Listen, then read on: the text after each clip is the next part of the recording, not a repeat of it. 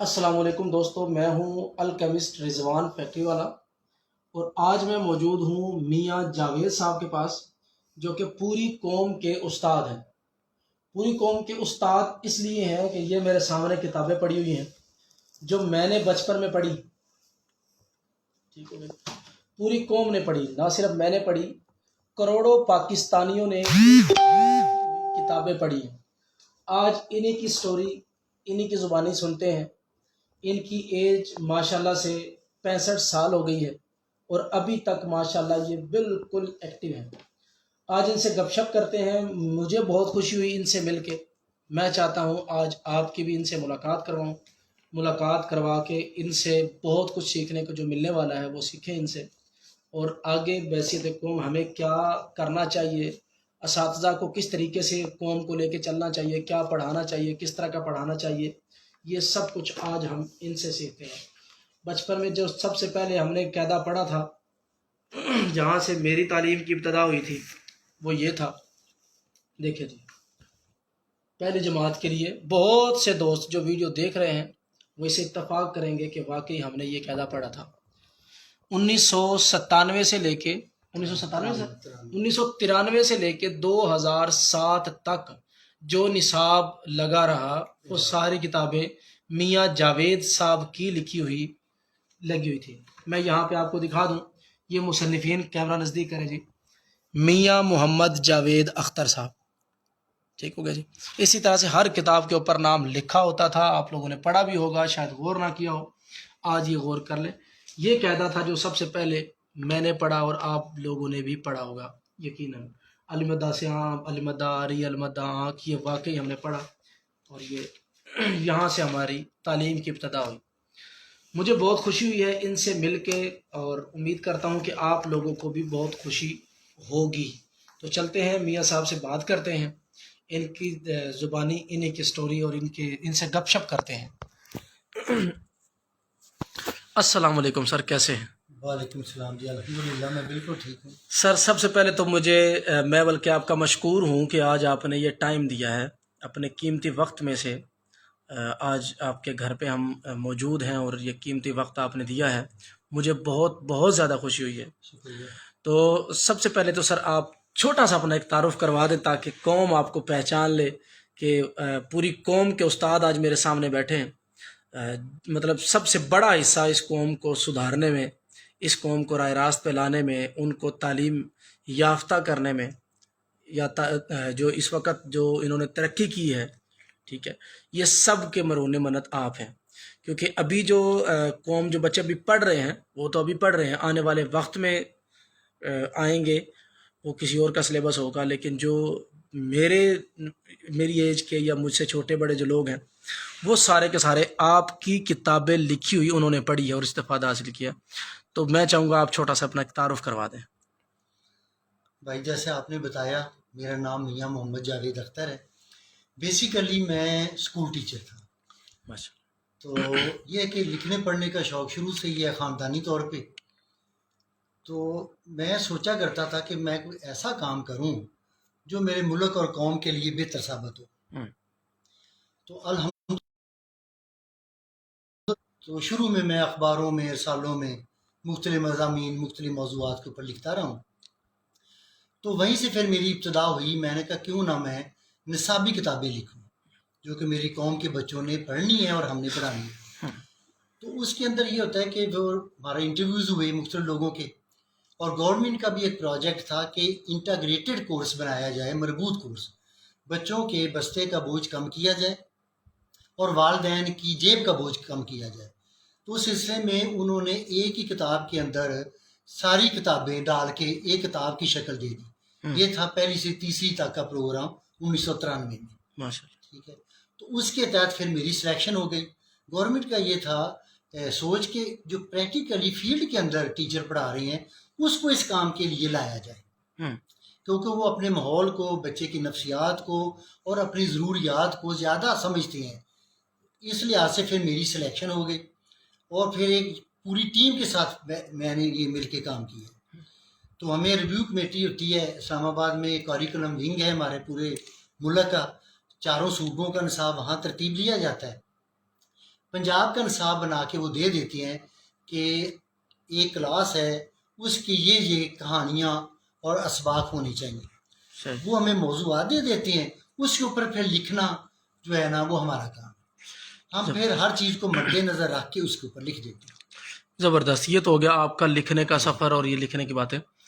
اچھا، یہ جو آپ نے بتایا 1993 سے لے کے 2007 تک آپ کا نصاب پڑھایا گیا. یہ جیسے میں نے یہ نصاب سارا دکھایا، یہ ساری کتابیں میرے سامنے پڑھی ہوئی ہیں، میں پہلے بھی دکھا چکا ہوں ساری تفصیل سے.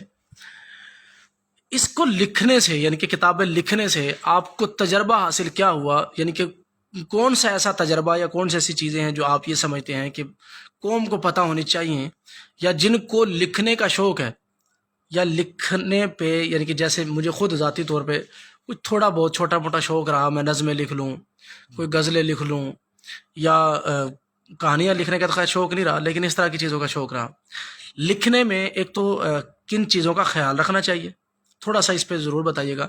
اگر کسی نے کاروباری لحاظ سے اگر کوئی اس طرح کا کوئی رسالہ لکھنا چاہتا ہے، کوئی میگزین بنانا چاہتا ہے، یا کوئی ڈائجسٹ ٹائپ کوئی بنانا چاہتا ہے تاکہ پبلکلی وہ چیز سیل ہو، ٹھیک ہے، اس سے وہ پیسے بھی کما سکے، وہ راستہ ایک تو بتانا ہے. اور آپ نے جو کتابیں لکھی تھی اس سے آپ کو کیا ملا، یہ بھی ضرور بتائیے گا.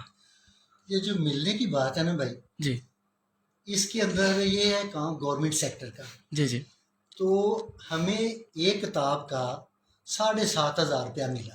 صحیح. کیونکہ میں نے ایک کتاب جو لکھی ہے اس کے ساتھ اس کی ٹیچر گائیڈ بنائی کہ ایک ٹیچر پڑھ کے لکھے. صحیح. یہ دو چیزیں ہو گئیں، ایک بچے کی کتاب ہے، ایک ٹیچر کے لیے ہے. اوکے. اس دونوں کا ملا کے مجھے 15,000 روپیہ ملا. صحیح. پہلی سے 5ویں تک مجھے 75,000 روپیہ ملا تھا، ٹھیک ہے، اور وہ بھی قسطوں میں.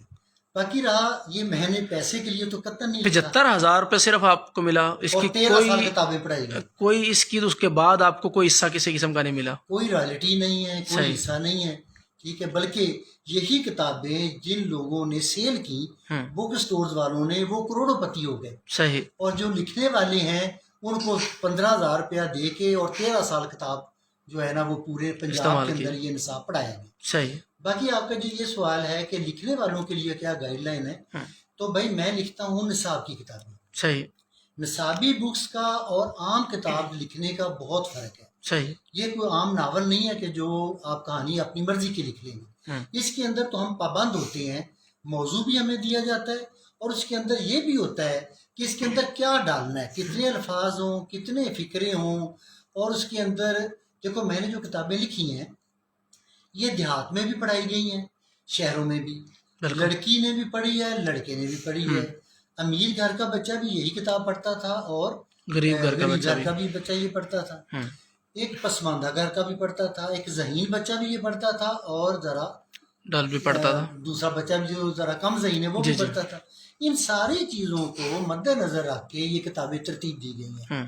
لیکن جو عام کتاب ہوتی ہے وہ تو کسی نے جو بھی کچھ لکھ دیا وہ پرنٹ ہو جائے گا. ہمارے اوپر تو بہت زیادہ چیک ہوتا ہے، بڑی بڑی ریویوز کمیٹی ہوتی ہیں، نصاب والے چیک کرتے ہیں، تب جا کے کتاب یا ایک سبق جو ہے نا وہ پاس ہوتا ہے اور پھر وہ لکھا جاتا ہے. اس کا نصابی کتاب لکھنا اور ایک عام کتاب لکھنے میں بہت زیادہ فرق ہے. صحیح. یعنی عام کتابیں وہ کسی بھی طریقے سے لکھی جا سکتی ہیں، بس لکھو، پرنٹ کراؤ اور بیچ دو. جی اس میں تو آپ کا اپنا ذہن ہے نا، جو آپ لکھنا چاہتے ہیں آپ آزاد ہیں. ہم آزاد نہیں ہوتے. صحیح. ٹھیک ہے، ہم پابندی کے ساتھ جو آگے سے گائیڈ لائن ملتی ہے اس کے مطابق ہم لکھ سکتے ہیں، اپنی مرضی سے نہیں لکھ سکتے.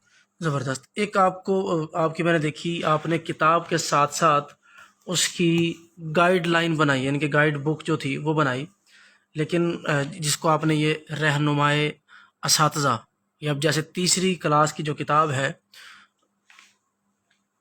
اس کی آپ نے یہ رہنمائے اساتذہ کتاب بنائی تھی.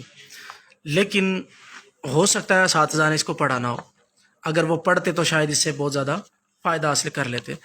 اب میں پوچھنا صرف آپ سے یہ چاہوں گا، اب آج کل کے اساتذہ ٹیچرز ہیں یا جو بھی گزر گئے ان کا تو ہم نے پڑھا، جو بھی طریقہ کہا تھا، اب جو ٹیچرز ہیں ان ٹیچرز کے لیے آپ کیا سمجھتے ہیں کہ ان کو پڑھاتے ہوئے کن خاص چیزوں کا خیال رکھنا چاہیے؟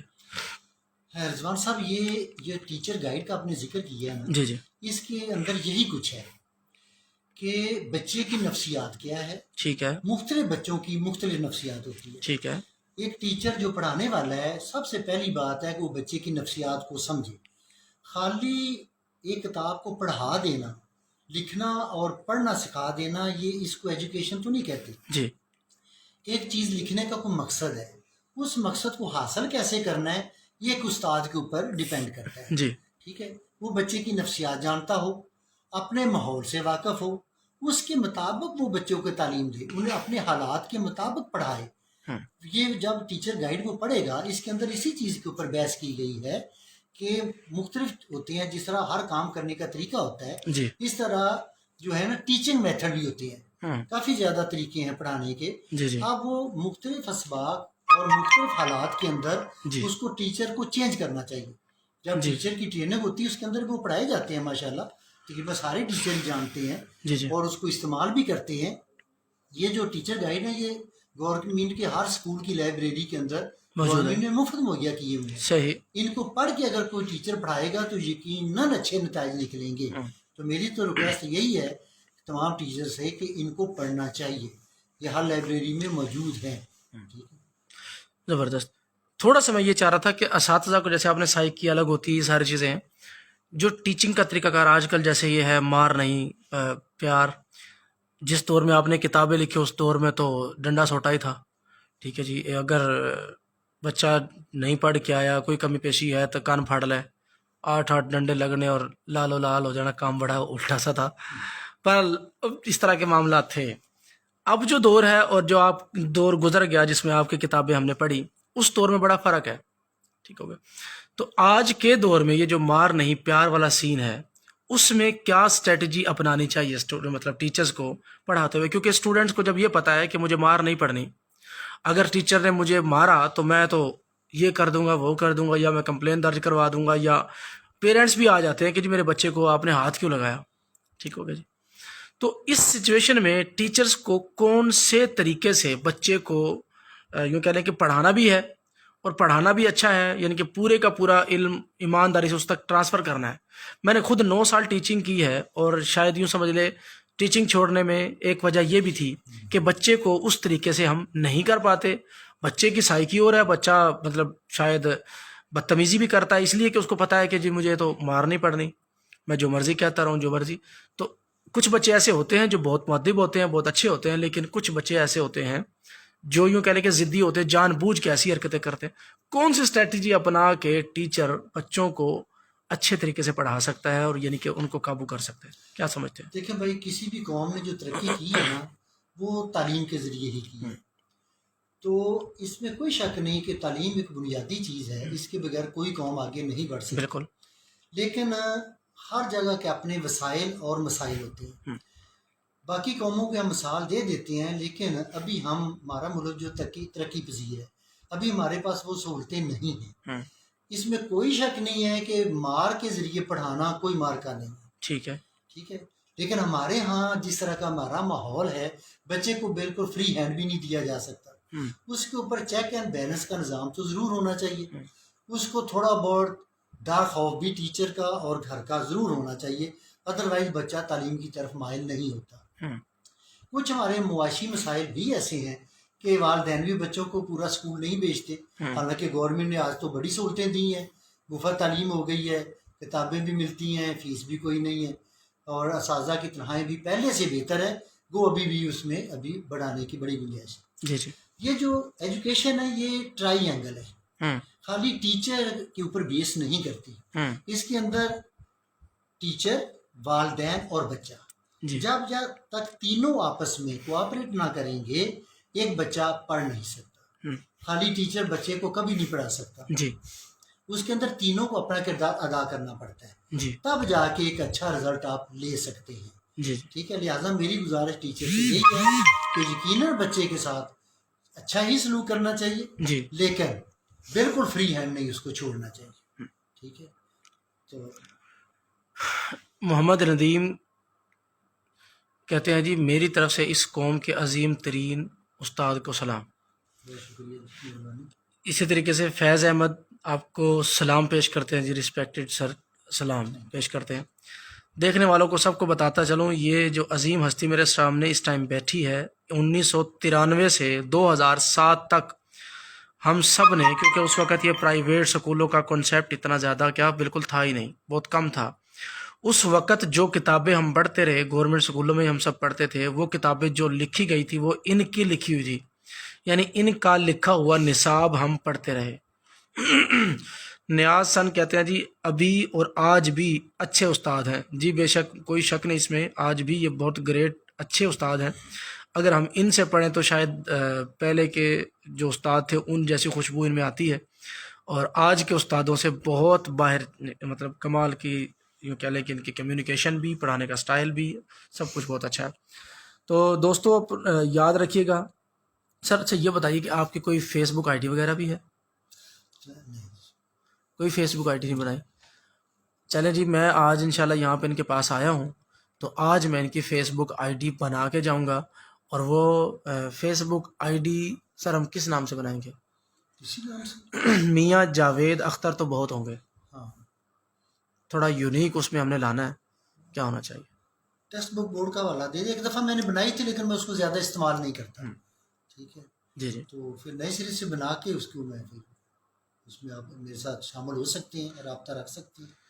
ابھی ہم آپ کی آئی ڈی ابھی بنائیں گے، میں اس میں ویڈیو میں اناؤنس اس لیے کرنا چاہتا ہوں کہ لوگ آپ کو فالو کریں، آپ کی جو پوسٹ ہوگی لازمی سی بات استادوں والی ہوگی، وہ آپ کے سب شاگرد ہوں گے، وہ آپ سے سیکھیں گے۔ انشاءاللہ جی میں حاضر ہوں اس قوم کے لیے، میں نے تو یہ کام ہی اس کے لیے کیا ہے تاکہ میری قوم بھی ترقی کرے، ٹھیک ہے، یہ صرف کہنے کی بات نہیں، میں نے تو اپنے حصے کا کام کیا ہے اور کر رہا ہوں، اب بھی لوگ میرے پاس تشریف لاتے ہیں اور ان کو میں گائیڈ لائن دیتا ہوں، بچوں کو ملتا ہوں، مختلف اسکولوں میں جاتا ہوں، ٹیچرز کو بھی بتاتا ہوں، وہ میں ریٹائر ہو چکا ہوں کافی عرصے سے، لیکن پھر بھی میں تعلیم کے ساتھ اور استاد اور اسکول کے ساتھ ہمیشہ میرا تعلق ہے اور ہمیشہ انشاءاللہ رہنا چاہیے۔ میں آپ سب سے، جو آپ لوگ ویڈیو دیکھ رہے ہیں، میں آپ ایک چھوٹی سی ریکویسٹ یہ کروں گا کہ آپ لوگ سر میاں جاوید صاحب کے لیے فیس بک آئی ڈی بنانا چاہتے ہیں، اس کے لیے کوئی اچھا سا نام سجیسٹ کریں کہ ان کے نام کے ساتھ کون سا ایسا لفظ یا کون سا ایسا نام جوڑا جائے کہ یہ مطلب ان کی آئی ڈی جو ہے وہ یونیک رہے اور ڈھونڈنے میں آسانی ہو، کوئی بھی اس کو سرچ کر سکے۔ جیسے میں اپنی طرف سے ایک نام دیتا ہوں، وہ ہے، میں ان کے نام کے ساتھ استاد میاں جاوید صاحب اگر لکھا جائے تو یہ ایک الگ سے ہو سکتا ہے۔ آپ لوگ پلیز اپنی سجیشن ضرور دیں کہ ان کی فیس بک آئی ڈی جو ہم بنائیں وہ کس نام سے ہونی چاہیے۔ ان کا پورا نام میاں محمد جاوید اختر ہے، تو ان کی جو فیس بک آئی ڈی ہونی چاہیے وہ کس نام سے ہونی چاہیے، یہ آپ مجھے کومنٹ میں مینشن کریں، تاکہ ابھی ان کے ساتھ ڈسکس کر کے ہم ان کی آج ہی فیس بک آئی ڈی بنائیں، تاکہ یہ فیس بک پہ آپ لوگوں کے ساتھ، سب کے ساتھ ان کانٹیکٹ رہ کے آپ لوگوں کو فائدے دے سکیں، بے شمار فائدے دے سکیں، آپ ان سے کچھ سیکھ سکیں، جو کچھ آپ ان سے سیکھیں گے یقیناً وہ منفرد ہوگا اور ایک اچھا ہوگا جو شاید آپ نے پہلے نہ سیکھا ہو۔ تو آپ ان کے لیے کوئی اچھا سا نام یوں کہہ لیں کہ کمنٹ میں لکھ سکتے ہیں کہ ان کی آئی ڈی کا نام کیا ہونا چاہیے، پھر ہم انشاءاللہ اسی نام سے ان کی آئی ڈی بنا دیں گے۔ میاں صاحب یہ بتائیں، یہ جو استاد میاں جاوید، یہ کیسا ہے؟ الحمدللہ جی بہت باعزت چیز ہے، کسی چیز کا ایک استاد ہونا یہ تو بڑے فخر کی بات ہے۔ استاد اس لیے کہ پوری قوم کے آپ استاد ہیں، یا میں یہ بھی کر سکتا ہوں،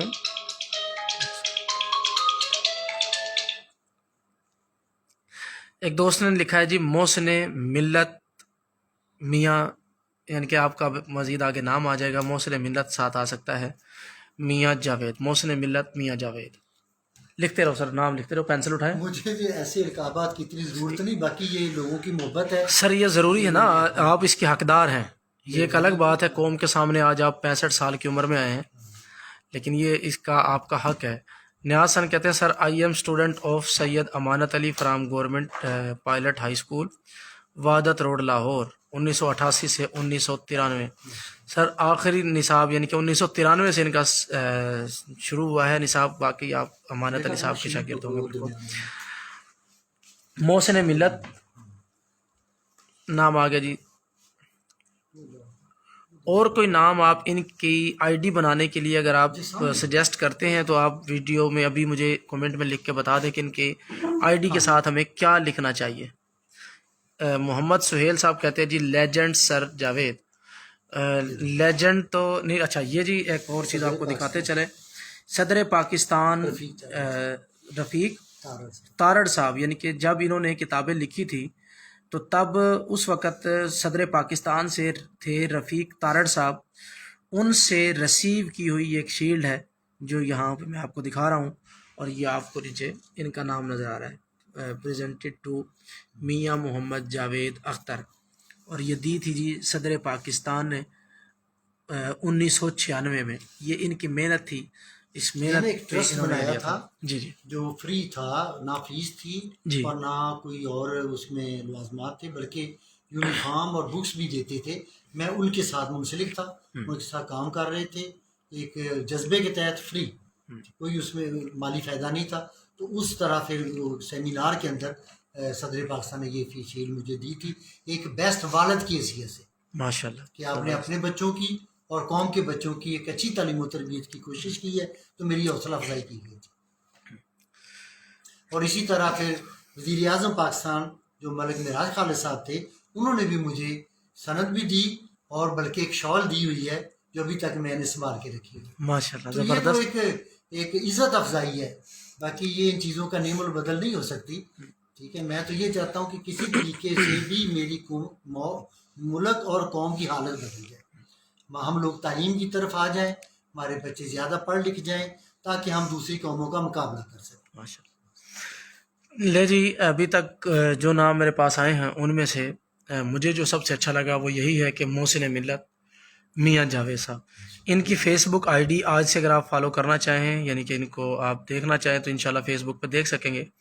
تو ان کی آئی ڈی کا نام ہے جی محسن ملت میاں جاوید صاحب، یعنی کہ میاں جاوید، محسن ملت میاں جاوید. ان کی یہ فیس بک آئی ڈی ہے اور یہ ان کا آج سے لقب بھی ہے. یہ واقعی ہمارے لیے محسن ہے، ان کا احسان تھا تو آج ہم پڑھ لکھ کے اس قابل ہیں کہ ہم یوں کہہ لیں کہ ان کے سامنے آنے کے قابل ہو گئے کہ ان کے پاس آج بیٹھے ہیں. یہ اللہ کا کرم ہے. اور ان کی کتابیں لکھی ہوئی جو انہوں نے لکھی وہ ہم نے آج پڑھی تو آج ہم اس منزل تک پہنچے ہیں.